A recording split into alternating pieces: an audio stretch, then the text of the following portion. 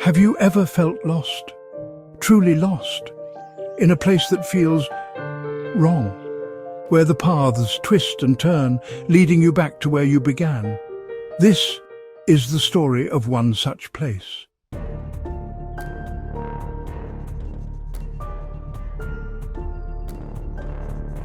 Deep within the heartland of America lies a forest. Locals whisper tales of its strange nature, of its disorienting trails. They say, once you enter, you can never truly leave.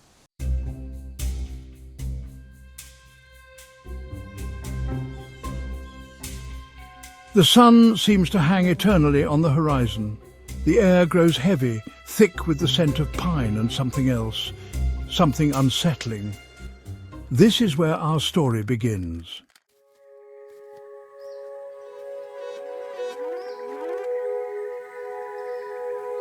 A lone hiker, drawn by the promise of adventure, ventures into the woods.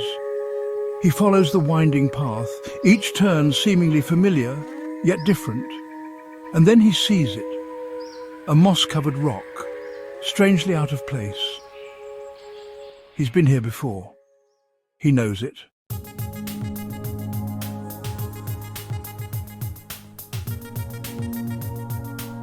His name is Mark, an experienced hiker, unafraid of the unknown. He had planned this trip for weeks, seeking solace in the embrace of nature. Little did he know the forest had other plans.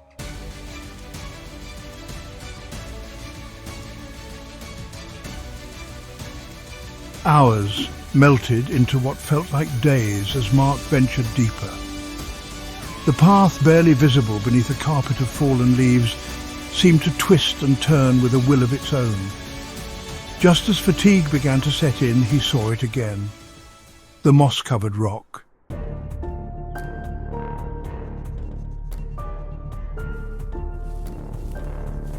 Confusion gripped him.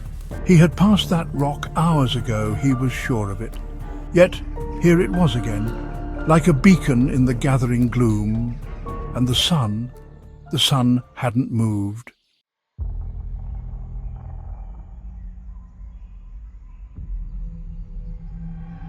A cold shiver ran down his spine.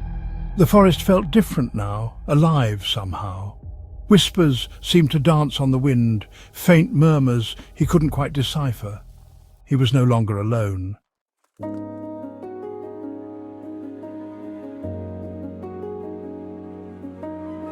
Panic surged through Mark, a primal fear he had never known. He quickened his pace, ignoring the growing fatigue, desperate to break free from the forest's grasp. Every turn seemed to lead him back to the moss-covered rock, now a mocking reminder of his predicament.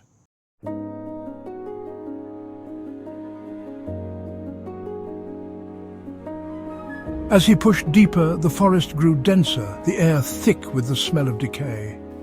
He stumbled upon the remnants of an old trail, long abandoned and reclaimed by nature. A weathered sign, half hidden by vines, warned of danger, its message barely discernible.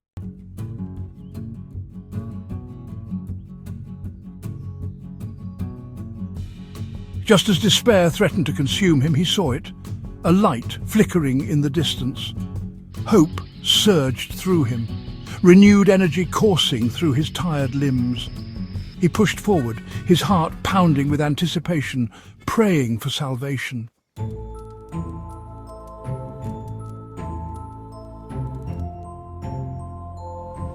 But the campsite was empty. A cold fire pit, a scattered deck of cards, a single boot lay abandoned. The air hung heavy with an unsettling silence, broken only by the rustling of leaves. He was being watched.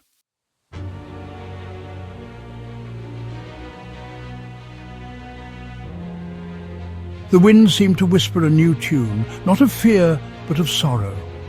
It was as if the forest itself was mourning, its ancient trees swaying gently, their leaves rustling in a melancholic symphony. The air was thick with an unspoken sadness, a palpable sense of loss that seemed to emanate from the very heart of the woods. The forest, usually a place of serene beauty and vibrant life, now felt like a sombre cathedral, its towering trees standing as silent sentinels to the secrets it held within. The whispers of the wind carried tales of forgotten souls, of lives interrupted and stories left unfinished. It was a place where time seemed to stand still, where the past and present intertwined in a haunting dance of shadows and light. Mark, drawn by an unseen force, stumbled upon a clearing. He had been wandering through the dense forest for hours, the canopy above blocking out the sun, casting everything in a perpetual twilight. The path he followed was barely visible, overgrown with thick underbrush and tangled vines. Yet something compelled him to keep moving forward, an inexplicable pull that he couldn't ignore. As he pushed through the last of the dense foliage, he found himself in a small clearing, bathed in an eerie, diffused light. The air here was different, heavier, as if laden with the weight of countless memories. Mark felt a chill run down his spine, a sense of foreboding that made the hairs on the back of his neck stand on end. He knew deep down that this place held answers, but also more questions than he could ever imagine. There, nailed to the trees, were dozens of missing person posters, bleached by the sun, tattered by the wind. Each poster told a story of a life interrupted, a journey cut short. The faces staring back at him were haunting, their eyes filled with a silent plea for help. Some of the posters were so old that the ink had faded, the names and details barely legible. Others were more recent, the paper still crisp but already showing signs of wear from the relentless elements. Mark couldn't help but feel a deep sense of sorrow and empathy for these lost souls. Each one a reminder of the fragility of life and the mysteries that the forest held. Each one a face swallowed by the woods, a story left untold. The forest had claimed them, their fates intertwined with its ancient roots and hidden paths. Mark felt a heavy burden settle on his shoulders, a responsibility to uncover the truth behind these disappearances. He knew that the answers he sought would not come easily, that the forest guarded its secrets jealously. But he was determined to find out what had happened to these people, to bring closure to their families and perhaps in doing so find some peace for himself. As he stood there, surrounded by the silent witnesses to countless tragedies, Mark made a silent vow to uncover the whispers of truth that the forest so carefully concealed.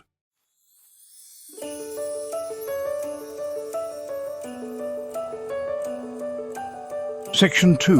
The Cabin. He pressed on, drawn deeper into the heart of the mystery.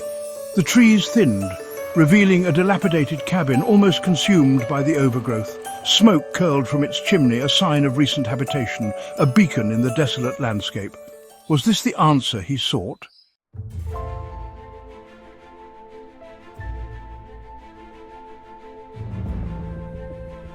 Section 3.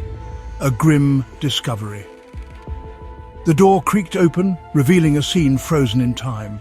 Dust-covered furniture, maps pinned to the walls, a fire crackling in the hearth. But it was the photographs that stole his breath. Images of the missing, their faces etched with a chilling familiarity.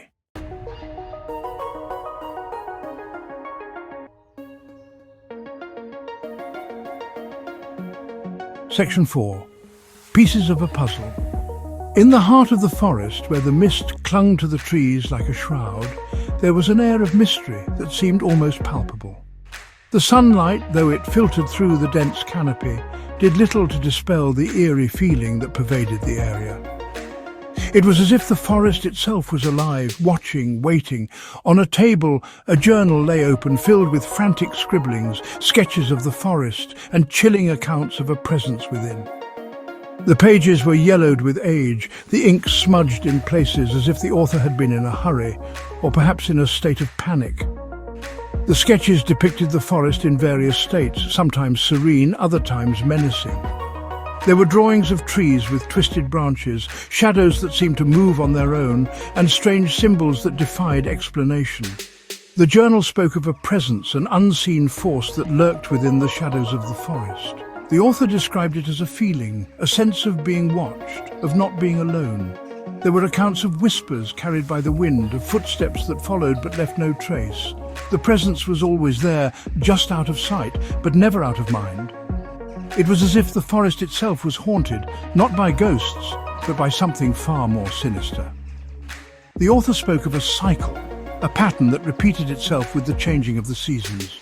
Each year, as the leaves turned and the air grew colder, the presence would become more active. People would go missing, drawn into the forest by an unseen force. Some would return, their minds shattered by what they had experienced. Others were never seen again, their fates a mystery. The journal hinted at a connection between the forest and the passage of time, as if the two were intertwined in some ancient, unbreakable bond. The force that drew people in held them captive, then erased them from time. It was a force that seemed to have a will of its own, a purpose that was beyond human understanding. The author wrote of people who had ventured into the forest, never to return. Their names were forgotten, their existence erased as if they had never been. The forest had a way of consuming those who entered it, leaving no trace of their passing. It was as if the forest itself was a living entity, feeding on the souls of the unwary, then erased them from time. The journal's author seemed to believe that the forest had the power to manipulate time, to bend it to its will. There were accounts of people who had entered the forest and emerged years later unchanged, as if no time had passed at all. Others spoke of losing days, weeks, even months, with no memory of what had happened. The forest was a place where time lost its meaning, where the past, present and future seemed to blur into one. It was a place of mystery, of danger, and of secrets that were best left undiscovered. Was this the fate that awaited him? The author of the journal seemed to think so. There was a sense of foreboding in the final entries, a feeling that the author knew their time was running out. They wrote of dreams that felt like memories of a presence that grew stronger with each passing day. The forest was calling to them, drawing them in, and they knew that once they entered, there would be no turning back. The journal ended abruptly, the final pages blank, as if the author had been interrupted, or perhaps taken by the very force they had been writing about. The forest held its secrets close, and those who sought to uncover them did so at their own peril.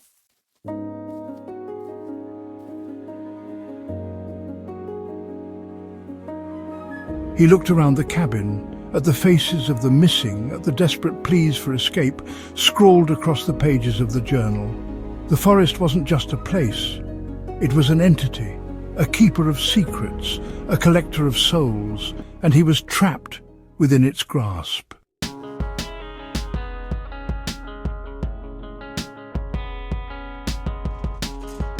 Mark rushed to the door, his hand reaching for the handle. Locked. He rattled the knob, threw his weight against the heavy wooden door. But it was no use. The forest had him now, and it wasn't letting go.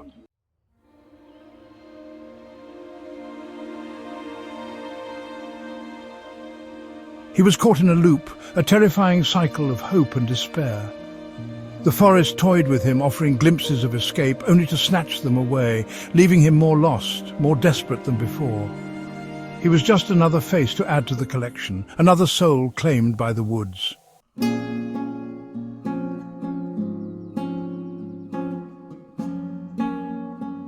Days turned into weeks, and weeks into months.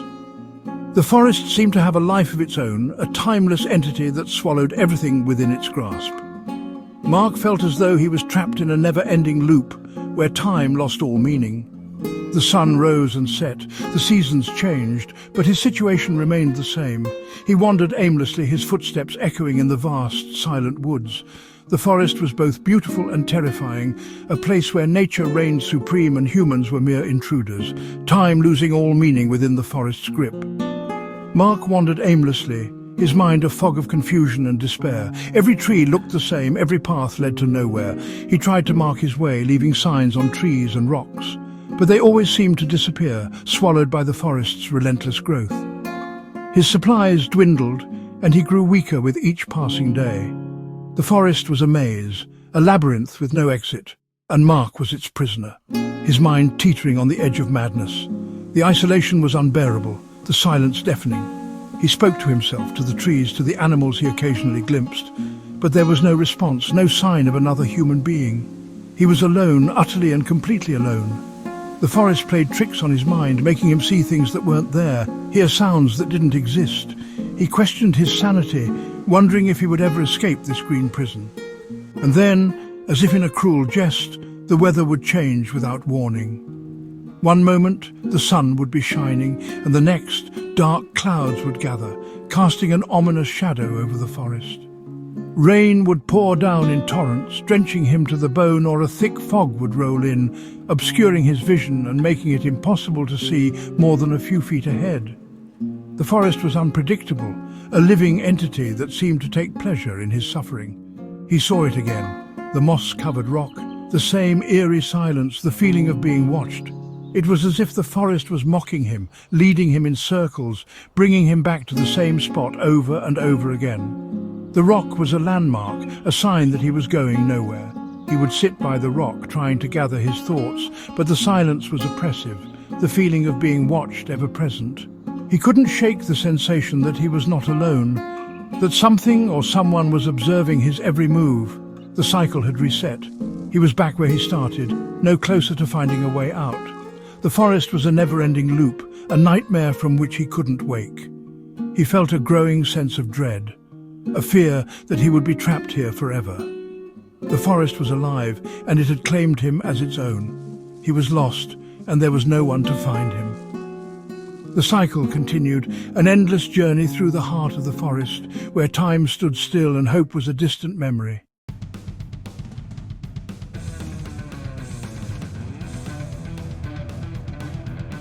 The forest that resets. A place where time bends, where memories fade, and where the lost are never truly found. Mark's fate remains unknown, another unanswered question in the heart of the mystery. But the forest remembers. It always remembers.